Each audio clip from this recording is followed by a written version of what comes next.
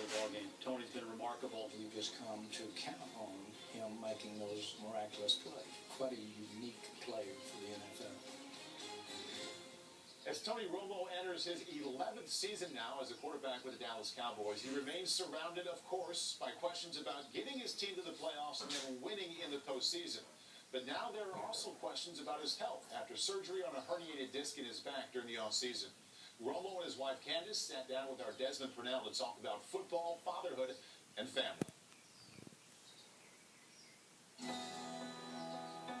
You're going to win and you're going to lose in the NFL. It's some of the greatest highs. Touchdown with a minute 8 to go. The lowest of lows. That's going to be intercepted. To have a family that just kind of stays neutral through it all, that you know you're going to always have that, allows you to almost have a little bit of peace. How is it for you? It's awful.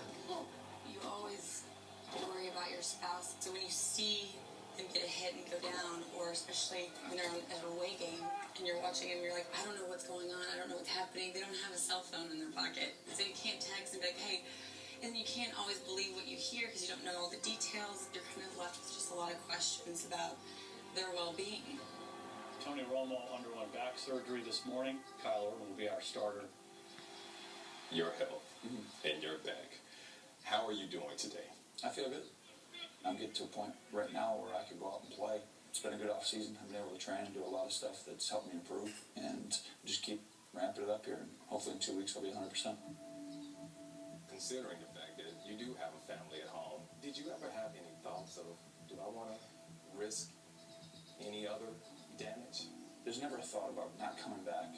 You know, I'm chasing a dream and a goal, and I'm going to do everything I can. Probably sacrifice my back and some ribs in the process, but that's what makes it great. When you finally get all the information, the details, and it's surgery and it's time, you know, you kind of just do it. Like, I don't know how else to describe it, but just, it's got to be done. We're just going to get through it. We're going to do it, and you're going to come back stronger. How much time do you feel you have left to play this game?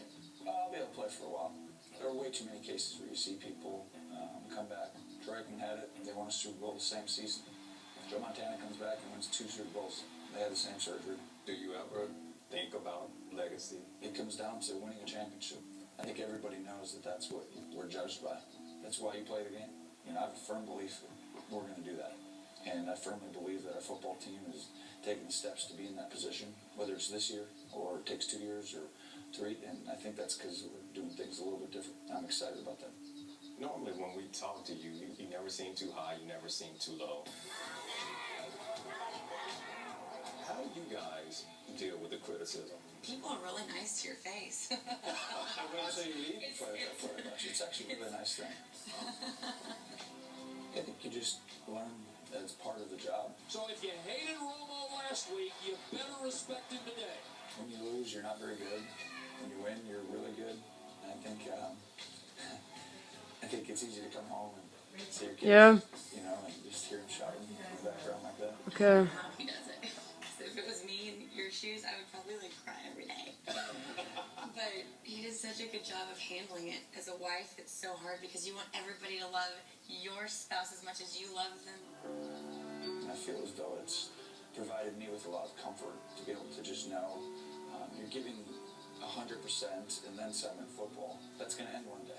Those highs that you get from that are hard to duplicate. Your family, and when you have that, you can kind of still get that. You just get it in a different way. What team does Dad play for? Cowboys, good job. A big one when you're young is just showing your kids that you love them, that you're there for them. Your kids just sense time. They don't really know much else, you know, when they're real little. So if you're just around and you're spending time with them, that's what they know.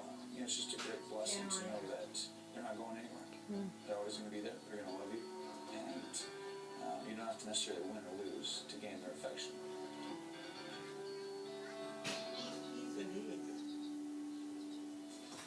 As we continue here on NFL